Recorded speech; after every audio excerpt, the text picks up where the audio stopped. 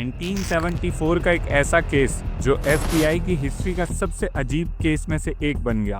Patty हेरिस्ट, एक 19 साल की कॉलेज स्टूडेंट, रात के 9 बजे अपने घर के दरवाजे पर एक नॉक का जवाब देती है और फिर उसके साथ ऐसा होता है जो किसी की भी जिंदगी पलट कर रख दे। वो एक ऐसे गैंग के हाथ चढ़ गई जो सिर्फ अमेरिका को तबाह करना चाहता था। पर सवाल ये है कि पैटी एक शिकार थी या फिर उसने अपनी जिंदगी के नए फैसले खुद लेना शुरू कर दिए थे। इस केस की हर ट्विस्ट और टर्न को समझने के लिए वीडियो को एंड तक जरूर देखिए। रात के करीब 9 बजे फरवरी 1974 बार्कले कैलिफोर्निया के एक अपार्टमेंट में एक अनएक्सपेक्टेड नॉक होता है। दरवाजा खुलते ही एक ग्रुप अंदर घुस जाता है, आदमी और औरतें जिनके हाथ में लोडेड गन्स थी। उन्होंने बिना किसी वार्निंग के पैटी हैरिस को उठाया, उसके फियांसे को मारा, पीटा और पैटी को कार के ट्रंक में डालकर भाग गए। ये पैटी हैरिस का किडनैपिंग था, एक ऐसा केस जो सिर्फ एक पर्सनल क्राइम नहीं बल्कि एक नेशनल कंट्रोवर्सी बन गया। किडनैपर कौन थे?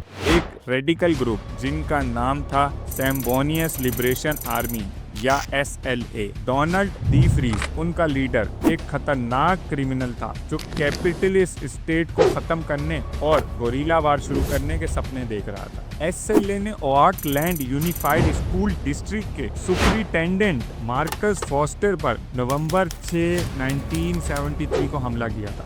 SLA के मेंबर्स ने फॉस्टर को साइनाइड टिप बुलेट से मारा जब वो एक स्कूल बोर्ड मीटिंग के बाद निकल रहे थे। पर पैटी ही क्यों? क्या उसका अमीर कराना इसका कारण बना? यस, उसका दादा विलियम रैंडोल्फ हर्ट्स एक मशहूर न्यूज़पेपर टाइकून था और ये ग्रुप चाहता था कि उनकी आवाज मीडिया और पब्लिक तक पहुंचाई जाए। पैटी के किडनैपिंग के बाद SLA ने ऑटो टेप्स रिलीज करना शुरू की। डिमांड की कि अगर हर्ट्स फैमिली अपनी बेटी वापस चाहती है तो उन्हें मिलियंस ऑफ डॉलर के फूड डोनेशन देने होंगे। साथ ही उन्होंने पैटी को अपने प्रोपेगेंडा का हिस्सा बनाने के लिए ब्रेन वॉशिंग और अब्यूज शुरू कर दिया।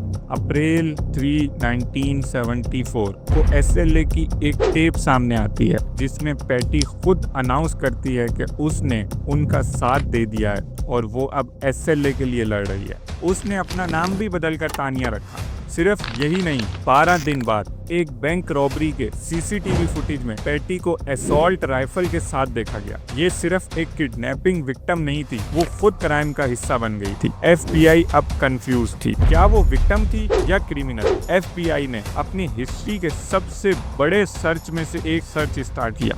थाउजेंड्स ऑफ लीड को इन्वेस्टिगेट किया गया। SLA के मेंबर्स को पकड़ना उनके नेटवर्क और सेफ हाउसेस की वजह से मुश्किल हो गया था। लेकिन 16 मई 1974 को SLA के 2 मेंबर्स एक स्टोर से एम्यूनिशंस बेल्ट चुराने की कोशिश करते हैं। चोरी की ये कोशिश उनके लिए गलती साबित होती है क्योंकि अथॉरिटीज उनकी वैन को ट्रेस करते हैं और उसके जरिए उनके एक सेफ हाउस को लोकेट कर लेते हैं। पुलिस सेफ हाउस को चारों तरफ से घेर लेती है ताकि अंदर मौजूद SLA के मेंबर्स को भागने का कोई रास्ता ना मिले और फिर SLA गैंग और पुलिस के बीच एक शूट आउट शुरू हो जाता है। इस शूट आउट की वजह से सेफ हाउस में आग लग जाती है और इस आग में SLA के 6 मेंबर्स की मौत हो जाती है जिसमें उनका लीडर डोनाल्ड डी फ्रीज भी शामिल था। लेकिन पैटी अब भी मिसिंग थी।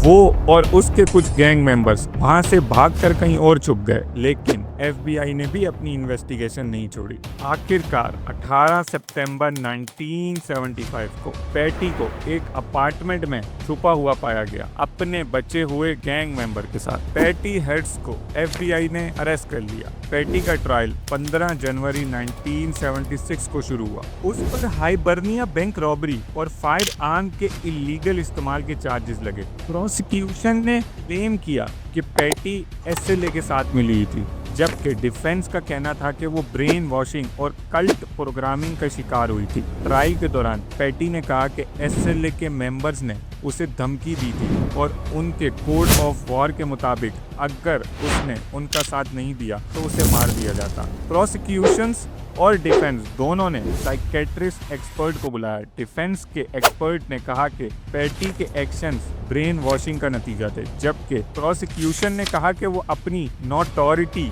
यानी बदनामी एंजॉय कर रही थी। प्रोसिक्यूशन ने इस बात को भी हाईलाइट किया कि पैटी के पास कई बार भागने का मौका था, लेकिन उसने कभी कोशिश नहीं की। आखिरकार ज्यूरी ने उसे बैंक रॉबरी और फायर आर्म के इस्तेमाल में गिल्ट पाया। 30 मार्च 1976 को उसे 7 साल की सजा सुनाई गई, लेकिन उसकी सजा को उसकी मेंटल हेल्थ के हिसाब से दोबारा देखा गया। सितंबर 1976 तक उसे 1.5 मिलियन डॉलर की बेल पर रिलीज कर दिया गया, लेकिन उसकी सजा खत्म नहीं हुई। 1979 में प्रेसिडेंट जिमी कार्टर ने उसकी सजा कम कर दी और वो सिर्फ 22 महीने जेल में गुजार कर रिलीज हुई। एसएलए के बाकी मेंबर्स भी पकड़े गए और उसका लास्ट मेंबर 2002 में अरेस्ट किया गया। पैटी हर्स्ट का ये केस एक बहुत गहरा सवाल उठाता है। क्या वो सिर्फ एक विक्टिम थी या ये रास्ता उसने खुद चुना? ये केस हमें ये दिखाता है कि इंसान किस हद तक अपनी जिंदगी बचाने के लिए अपने उसूलों को बदल सकता है। आपके हिसाब से पैटी हर्स्ट ने जो किया वो उसकी खुद की मर्जी थी या फिर उसे ब्रेन वॉशिंग का शिकार बनाया गया था? अपनी राय हमें कमेंट्स में जरूर शेयर करें। अगर आपको ये कहानी पसंद आई तो लाइक करें और शेयर करें। मिलते हैं एक और शॉकिंग रियल क्राइम स्टोरी के साथ।